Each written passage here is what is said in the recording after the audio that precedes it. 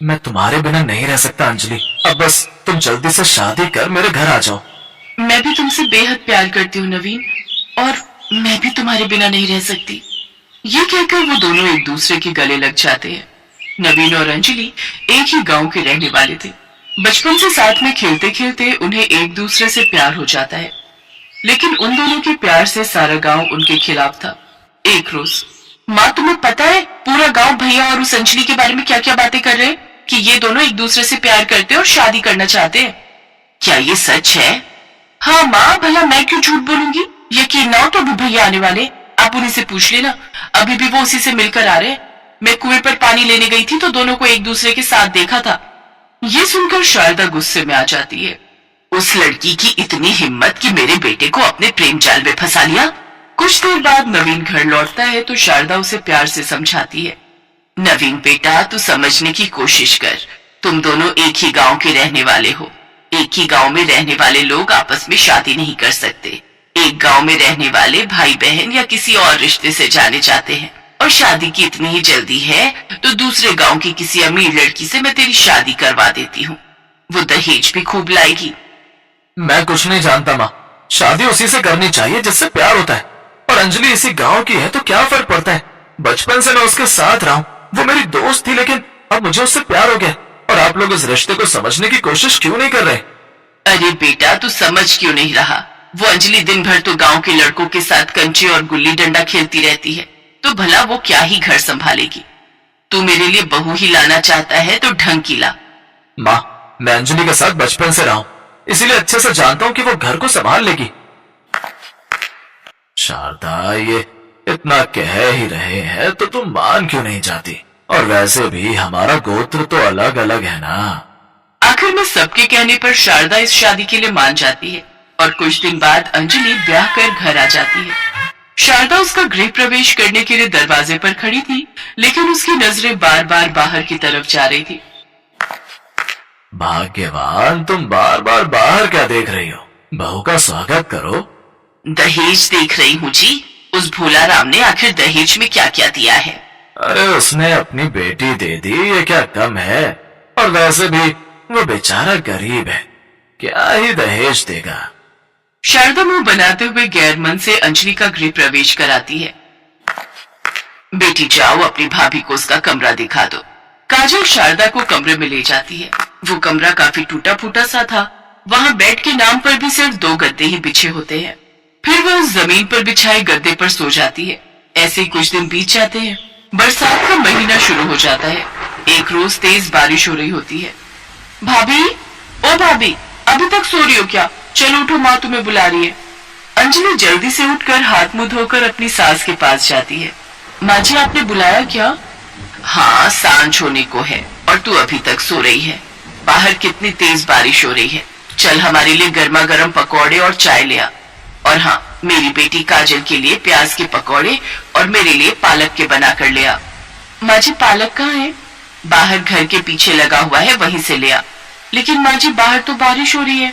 हाँ, तो बह जाएगी क्या तू उसमें? जा जल्दी से पालक तोड़ कर ले आ और मेरे लिए पालक के पकौड़े बना। अंजलि भीगते हुए बाहर जाती है और पालक तोड़ कर ले आती है, जिससे उसे छींके आने लगती है।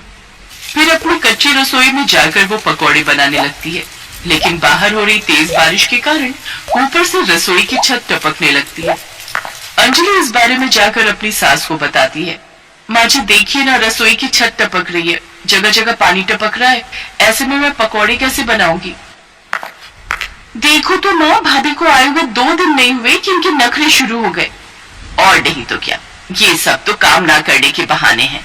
हमने तो पहले ही कहा था कि ये लड़की घर नहीं संभाल पाएगी, लेकिन नवीन मेरी सुने तब ना जाने इस कलमुही ने क्या ही जादू कर डाला था मेरे बेटे पर। लेकिन माँ जी, रसोई की मरम्मत तो करवानी ही होगी ना? हाँ, तेरे बाप ने जो बड़े पैसे मुझे दहेज में दिए हैं ना, जो मैं रसोई की मरम्मत भी करवाऊं और तुझे खाना भी खिलाऊं। जैसा हमारा घर है उसी में तुझे गुजारा करना पड़ेगा। बड़ा प्यार का खुमार चढ़ा था ना भुगत। और वैसे भी मेरा बेटा बड़ी मेहनत से सारा दिन काम करता है, तब जाकर पैसे कमा पाता है। उसके पास फालतू के पैसे नहीं है तेरी फरमाइशें पूरी करने के लिए। बेचारी अंजलि जैसे तैसे उस पानी से भरी हुई रसोई में पकौड़े तलने लगती है। तभी बारिश के पानी की कुछ बूंदें उस तेल की कढ़ाई में आकर गिरने लगती है। जिससे कुछ गर्म बूंदें उसके हाथ पर आकर गिरती है। माँ! फिर किसी तरह वो चाय पकौड़े बनाकर देती है। वाह रे गरीब बहू, पकौड़े तो तूने बड़े करारे बनाए हैं। मुझे तो लगा था तू बस कंचे और गुलेल खेलना ही जानती है। सच में बहू, पकौड़े बहुत अच्छे बने हैं। पकौड़े बनाते समय उसके हाथ पर जो छींटे पड़े थे, उससे उसे अभी भी दर्द हो रहा था। शाम को नवीन जब काम से लौटता है तो उसके हाथ पर वो जले के निशान देखता है। अंजलि उसे सारी बात बताती है। मुझे माफ करना अंजलि, आज मेरी वजह से तुम्हें ये सब झेलना पड़ रहा है, लेकिन मैं कुछ पैसे जोड़कर इस रसोई की मरम्मत करवा दूंगा। मैं जानती हूँ जी, आपके ऊपर सारे घर की जिम्मेदारी है। आप हम सबका पेट पालते हो, यही हमारे लिए काफी है। दरअसल नवीन दूसरे गांव में एक किराने की दुकान पर काम करता है। तनख्वाह के नाम पर उसे 8,000 ही मिलते थे, जिससे वो अपने परिवार का पेट पालता था।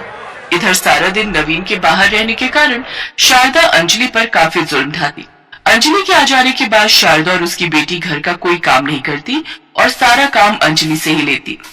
बहू जा, इस वक्त बारिश कुछ देर के लिए रुक गई है, तू तब तक जाकर कुएं से पीने का पानी ले आ। अंजलि घड़ा उठाकर कुएं से पानी लेने चली जाती है, लेकिन कुछ देर बाद फिर काले बादल छा जाते हैं।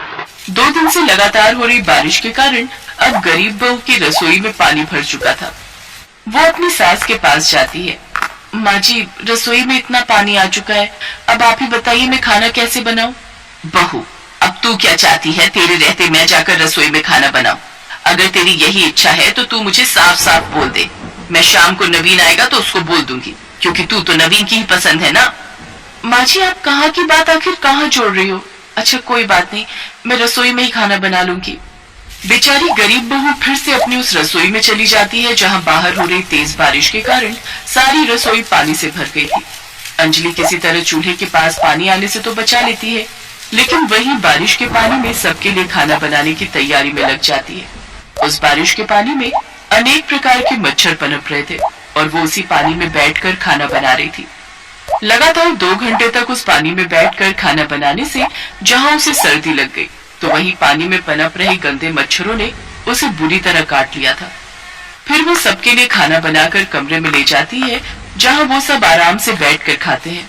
फिर बर्तन धोने के कुछ देर बाद अंजलि अपने कमरे में आती है तो उसका शरीर थर थर कांपने लगता है और उसके शरीर पर तरह तरह के लाल दाने उगाते हैं, जिसके बाद अंजलि वही चक्कर खाकर गिर जाती है।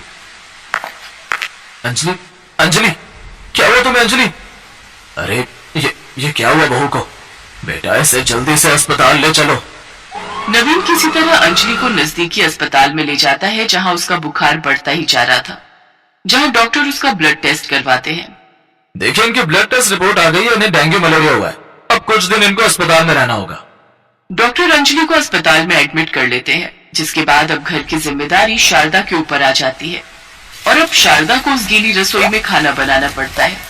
तब उसे एहसास होता है कि अंजलि कैसे ये सब सह रही थी। हे भगवान, मेरे बस की तो नहीं है इस रसोई में खाना बनाना। इसमें तो कितने गंदे मच्छर हैं। शायद इसी कारण बहू भी बीमार पड़ी है। नहीं, मुझे जल्दी ही इस रसोई की मरम्मत करवानी होगी। अगर समय रहते मैंने उसकी सुन ली होती तो आज बहू की ये हालत नहीं होती। शारदा को अपनी गलती का एहसास होता है। कुछ दिनों बाद अंजलि ठीक होकर घर लौट आती है और अब शारदा अपने बेटे से कहकर लाला से कुछ पैसे उधार लेकर रसोई की मरम्मत करवा देती है, जिससे अब बाहर कितनी भी बरसात हो, लेकिन अब वो रसोई कभी पानी से भरी हुई नहीं रहती और ना ही उसमें कहीं से पानी टपकता। अब गरीब बहू को बरसात आने पर भी कोई डर नहीं रहता।